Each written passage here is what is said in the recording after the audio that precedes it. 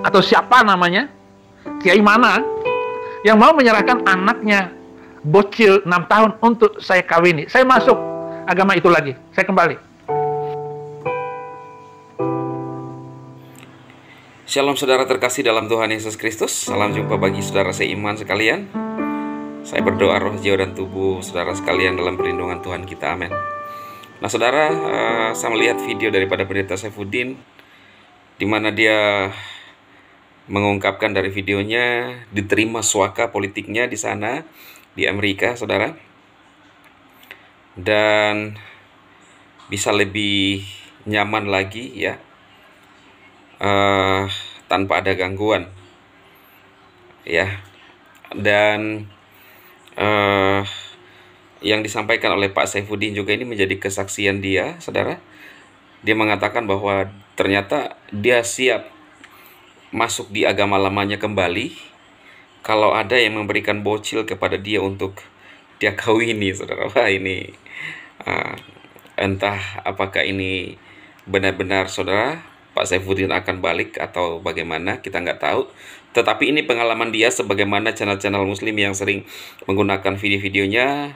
Ini pun saya menggunakan video beliau untuk memberitakan ya apa pandangan Pendeta Saifuddin atau video-video yang utuhnya kepada saudara seiman sekalian ya.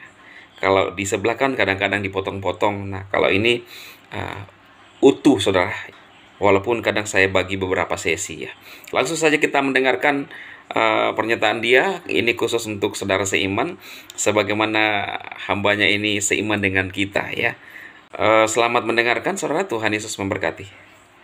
2 Maret 2023, pemerintah Amerika Serikat menyetujui suaka politik saya karena ajuan saya bahwa kalau saya kembali ke Indonesia setelah ditetapkan sebagai tersangka setahun yang lalu, bahwa saya pasti akan dihukum oleh pemerintah Indonesia karena beberapa kali membuat pernyataan-pernyataan lewat YouTube channel Saifuddin Ibrahim bahwa ajaran-ajaran agama itu tidak memperbaiki moral manusia, mental manusia, terutama orang-orang Indonesia menjadi munafik dalam beragama. Dan pernyataan-pernyataan itu telah menjadikan pemimpin agama itu marah besar. Dan ketika saya melakukan petisi kepada Kementerian Agama waktu itu agar menghapus 300 ayat malapetaka yang diciptakan oleh sebuah kitab suci agar jangan diajarkan di sekolah dan pesantren, semua marah besar. Dan tidak itu saja saudara-saudara, bahwa ada menteri besar yang marah karena kitab suci dia itu 6.666 ayat, tidak boleh satu pun dihapus. Lalu keesokan harinya setelah dia membuat pernyataan semacam itu, apa pantas sebuah kitab suci boleh menghabisi manusia lain karena beda agama? Dan sebagai seorang profesor hukum positif, tentu dia tidak bisa menjawab bahwa ayat-ayat semacam begitu yang di dalamnya itu ada 6.666 ayat tidak pantas ada di dalamnya. Dan dia sampai sekarang tidak menjawab, dan dia diam saja. Karena orang waras pasti akan setuju dengan saya. Ulama-ulama, kiai-kiai pun yang waras akan segera meninggalkan keyakinan itu. Atas pernyataan-pernyataan saya yang sudah bukan setahun lalu, tetapi ini adalah tahun ke-17 saya menjadi orang percaya kepada Isa Al-Masih, kepada Yesus Kristus. Yang buku-buku saya, khutbah-khutbah saya, tidak ada satu kiai pun mampu untuk menjawabnya atau mengkanter pendapat-pendapat saya itu.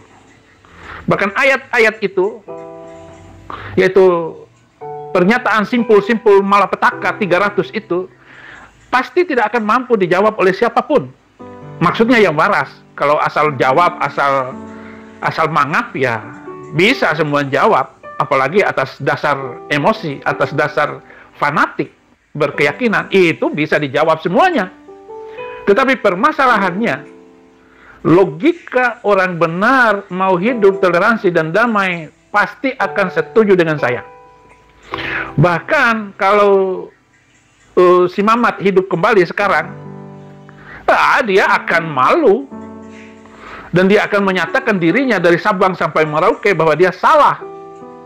Dan kalau dia hidup kembali dengan kelakuannya ngawinin bocil Isah 6 tahun, itu tidak pantas untuk menjadi tokoh atau rasul begitu. Pasti dilempar ke penjara. Itu adalah kehormatan bagi dia. Kalau di Amerika itu dihukum sampai seumur hidup, harus berada di dalam penjara, harus dikerangkeng. Orang kayak begitu nggak pantas kalau dia hidup sekarang ini. Dan dia tidak bisa hidup kecuali dia telah dihabisin. Atau begini saja, siapakah di antara kalian yang seagama, sekeyakinan dengan orang yang saya ajukan itu hukum, undang-undang itu, yang mau menyerahkan anaknya umur 6 tahun untuk saya kawini? Ada nggak? Bocil 6 tahun. Siapa?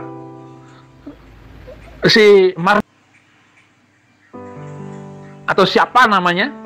Kiai mana yang mau menyerahkan anaknya bocil 6 tahun untuk saya kawini? Saya masuk agama itu lagi. Saya kembali. Ini latihan berpikir waras, sadar akan kesalahan-kesalahan zaman, ya, sadar akan apa yang telah dilakukan oleh orang yang dianggap mulia atau yang ditulis sebagai kitab yang dianggap suci. Coba baca, jawab. Kalau ada orang kayak begitu, saya masuk, ikut agama itu. Kalau ada yang mau menyerahkan anaknya kepada saya yang masih bocil untuk saya menjadi istri saya kembali menjadi agama itu. Ayo, kakek Sugiono, mana itu kakek Sugiono? Sudah 14 abad ini loh. Mari kita waras sedikit aja. Maka pantaslah majelis itu ngongkosin polisi untuk nangkap saya. Dan baju yang saya pakai ini adalah hadiah dari polisi yang mau nangkap saya itu. Yang mau membawa, bukan nangkap, polisi yang mau membawa saya balik ke Indonesia untuk menghadapi hukum, untuk pasti masuk penjara.